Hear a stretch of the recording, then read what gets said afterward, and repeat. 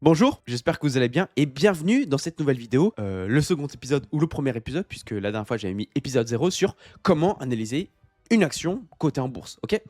Et donc, on s'était arrêté sur cette étude de cas Naver, on s'était arrêté sur la définition de ces segments d'activité, d'où tirait-elle, son chiffre d'affaires et ses bénéfices et est-ce que ces bénéfices étaient tout simplement positifs? Donc on avait tiré comme conclusion que oui, tout allait bien, elle générait une croissance de son chiffre d'affaires, une croissance de ses bénéfices et cetera et cetera et donc on va s'intéresser et s'attaquer à la notion de marge qui, sont intéressantes pour analyser par la suite, dans le prochain épisode, le compte des résultats. Mais là, on va s'attaquer sur un peu plus de chiffres, ok?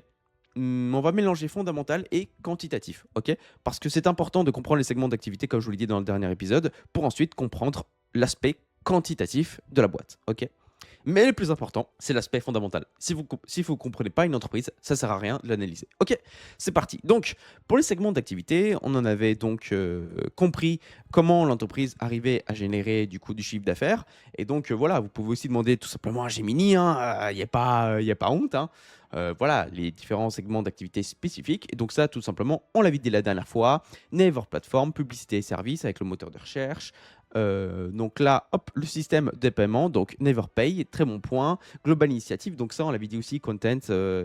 C2C, ça veut dire quoi? Customer to customer, c'est-à-dire que c'est un business consommateur-consommateur dont Naver est l'intermédiaire et entreprise. Et donc voilà quoi. Et après, il y a différents trucs que vous sort l'intelligence artificielle. Mais donc, en tout cas, moi, je voulais juste savoir, voilà, segment d'activité, les projections de la boîte à long terme. Mais ça, les projections de la boîte en long terme, on en avait déduit assez facilement grâce aux news récentes, comme on l'avait dit sur l'épisode dernier, avec Jensen Huang, la création de data centers, la création de nouveaux segments d'activité, de leur intelligence artificielle, etc., etc. Donc, qui sont des perspectives de croissance future pour la boîte. Ok? Donc ça, c'est bon. Yes, let's go. La boîte souhaite se diversifier, mais ça, on en reparlera dans un prochain épisode. Pourquoi est-il si important aussi sur un aspect quantitatif de s'intéresser aux différents segments d'activité de la boîte si elle en a? Pour le cas de Naver, on a vu que oui, donc ça c'est parfait pour cet épisode. Pourquoi? Parce que chaque segment d'activité a des marges spécifiques. Les marges, c'est quoi? C'est tout simplement la différence entre le chiffre d'affaires et une autre composante comptable. Donc là, ça peut être les bénéfices, les bidas, les bits. Et donc, tout simplement, la différence en termes de pourcentage entre le chiffre d'affaires et les bénéfices ne sont pas les mêmes en fonction tout simplement des différents segments d'activité. Par exemple, on va prendre un exemple très connu, Amazon. On sait qu'aujourd'hui, Amazon, c'est la société qui génère le plus de chiffre d'affaires au monde. Ok, très bien, ça c'est vrai, c'est grâce au segment e-commerce. Mais est-ce que c'en est de même pour ses bénéfices? Et la réponse est non. Alors, ça peut sembler un peu paradoxal, mais c'est simple en fait. Son segment e-commerce, certes, génère un chiffre d'affaires énorme, mais pourtant les bénéfices qui en sont découlés sont un petit peu moindres. Pourquoi? Parce que tout simplement la marge, on va dire la marge nette qui en découle, elle est basse, très basse sur le segment e-commerce. Ok, mais c'est pas du tout le même cas, par exemple, qu'un Google. Un Google, elle gère pas du tout ce segment d'activité-là pour cette entreprise-là. Alors certes, le chiffre d'affaires est moins grand, on va dire moins haut, mais pourtant les bénéfices sont supérieurs. Et ça veut dire quoi? Ça veut dire que les marges nettes pour Google sont supérieures. Ça veut dire que l'efficience l'efficience tout simplement du business model de Google est supérieure dans sa globalité à celui d'Amazon. Ok?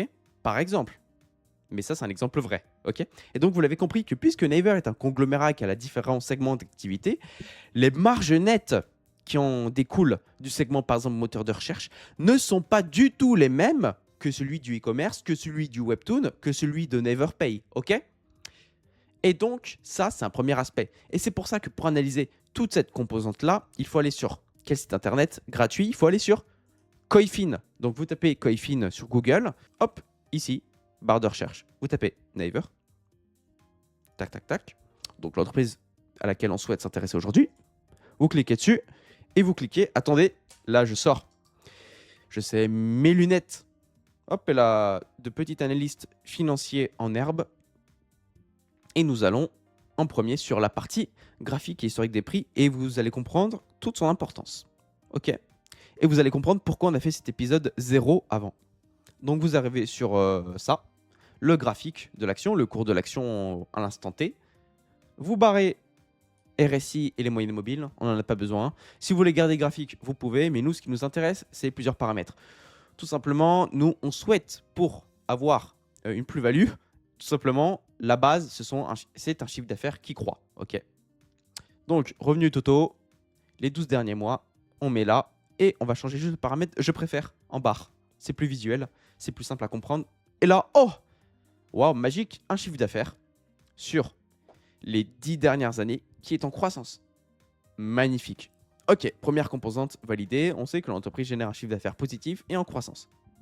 Mais là, nous, ce qu'on cherche, c'est de base, avant de vous montrer la surprise, et pourquoi, c'est une entreprise qui a un minimum un pricing power. Ça veut dire un pricing power, c'est quoi? C'est qu'elle a la capacité d'augmenter les prix pour générer plus de bénéfices. Et donc, sur les marges, ça se reflète par quoi? Ça se reflète par des marges soit stables au minimum, soit en croissance, en perspective d'un chiffre d'affaires qui est lui-même en croissance. Donc là, on recherche quoi?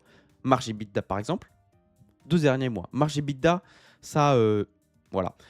Ça supprime tout simplement, c'est la différence de quoi? C'est la différence, le rapport en pourcentage entre le chiffre d'affaires et l'EBITDA. L'EBITDA, comme je vous l'avais dit, c'est la suppression des matières premières, plus des salaires, plus de paiement de l'électricité, etc., etc., etc. Et donc, on en arrive tout simplement à l'EBITDA. Si vous voulez prendre l'EBIT, c'est important l'EBIT pour cette entreprise-là, vous allez comprendre pourquoi. On va prendre les marges aussi EBIT des 12 derniers mois. Et donc, pour l'instant, on va s'intéresser à ça. Ça m'a l'air déjà pas mal, pas mal. Et pourquoi pas les marges bénéficiaires brutes aussi. Donc ça peut être pas mal, mais ça c'est pour un épisode prochain. On va s'intéresser déjà à ça, parce que ça donne un petit peu du contenu à la vidéo. Donc, qu'est-ce qui se passe? Problème, là on pourrait se dire problème.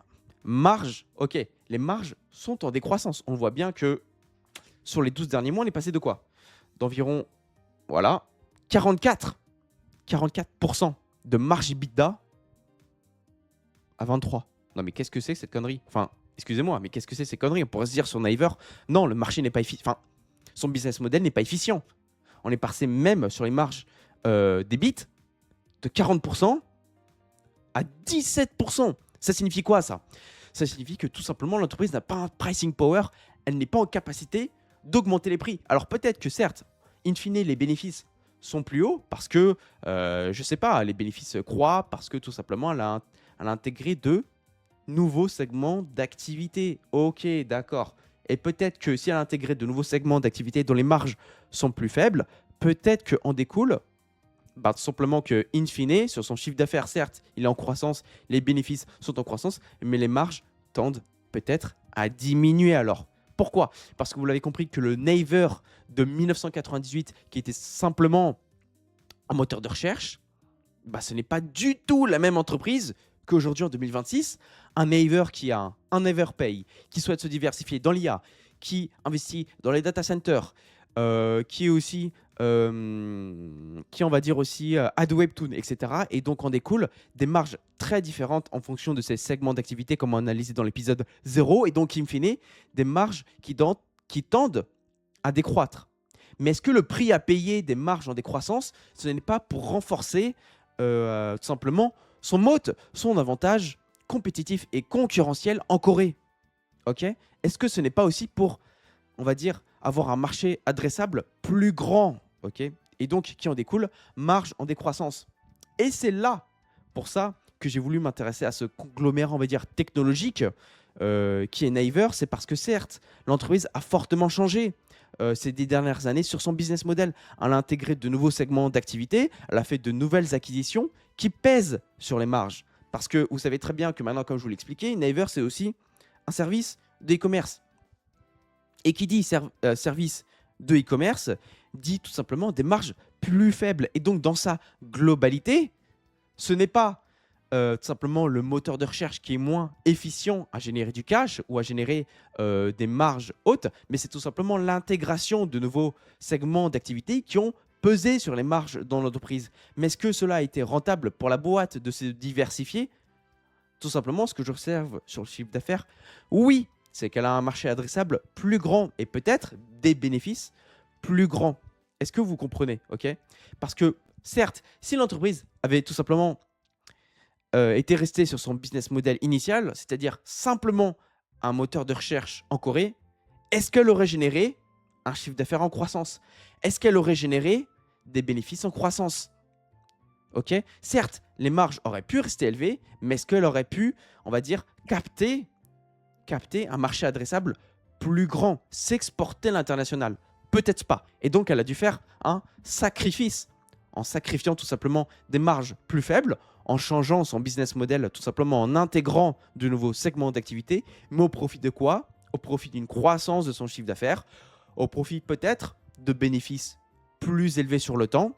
Et donc, ce qui en découle, vous comprenez pourquoi maintenant l'entreprise souhaite encore davantage se diversifier, et notamment sur le segment IA, notamment sur le segment cloud. Pourquoi? Parce qu'elle pense qu'au futur, l'entreprise, tout simplement en se diversifiant sur ces nouveaux segments d'activité, elle souhaite rester compétitive, mais en améliorant peut-être sur un sacrifice présent, sur une amélioration de ses marges futures grâce à l'IA, grâce au data center, et donc en rendant son business model plus efficient. Donc c'est un sacrifice peut-être aujourd'hui, on va dire, c'est un sacrifice présent, mais peut-être sur des rendements futurs au niveau de ses marges, et au niveau du pricing power, et au niveau de l'efficience de son business model, tout simplement, qui va être peut-être en amélioration, et donc rentable, encore plus rentable à l'avenir. Et c'est ça, en tant qu'actionnaire, le but premier. C'est pas tout simplement de se dire « Ok, j'arrête d'analyser la boîte » parce que les marges qui en découlent sont en décroissance comparé à un chiffre d'affaires qui est en croissance. Non, là, c'est tout simplement arrêter son raisonnement. Le but ici, c'est de comprendre pourquoi les marges sont en décroissance. Ok. Et donc, cette conclusion de cette vidéo, c'est de s'intéresser tout simplement aux marges de la boîte. À l'épisode 0, on s'est intéressé aux différents segments d'activité, mais aujourd'hui, c'est de comprendre tout simplement, ok, mais si on fait la somme de ces segments d'activité, c'est pourquoi tout simplement sur l'ensemble de ces segments d'activité, tout ça est en décroissance. Eh bien, c'est tout simplement parce que la boîte, elle a changé de business model. Comme je l'ai dit, le Naver du passé n'est plus le Naver du présent. Elle a intégré d'autres services et d'autres services qui sont tout simplement avec des marges plus faibles, mais en contrepartie qui intègrent un nouveau marché. D'où la croissance du chiffre d'affaires. Et peut-être par le futur, d'où une exportation de certains de ces services en Europe, en Amérique et dans d'autres parties du globe. Ok. Et donc c'est pour ça que c'est intéressant de s'analyser la boîte, ok. Donc, conclusion de la vidéo. Ce qu'on cherche, nous, en tant qu'investisseurs de qualité, c'est une boîte qui génère un chiffre d'affaires positif et en croissance sur les années précédentes. Là, c'est check. Mais au minimum, qui génère des marges soit stables avec le temps, c'est-à-dire qui, hop, ligne droite, soit croissante, qui génère du coup un pricing power. Si ce n'est pas le cas, si ces marges EBITDA, EBIT, marge brute, marge nette sont en décroissance, c'est ne pas s'arrêter, c'est de ne pas arrêter à analyser la boîte, mais c'est de dire pourquoi. Si entre-temps, le business model a changé, bon bah là, il faut continuer à creuser. Et c'est d'où les épisodes précédents, les épisodes futurs, on va creuser davantage sur Naver.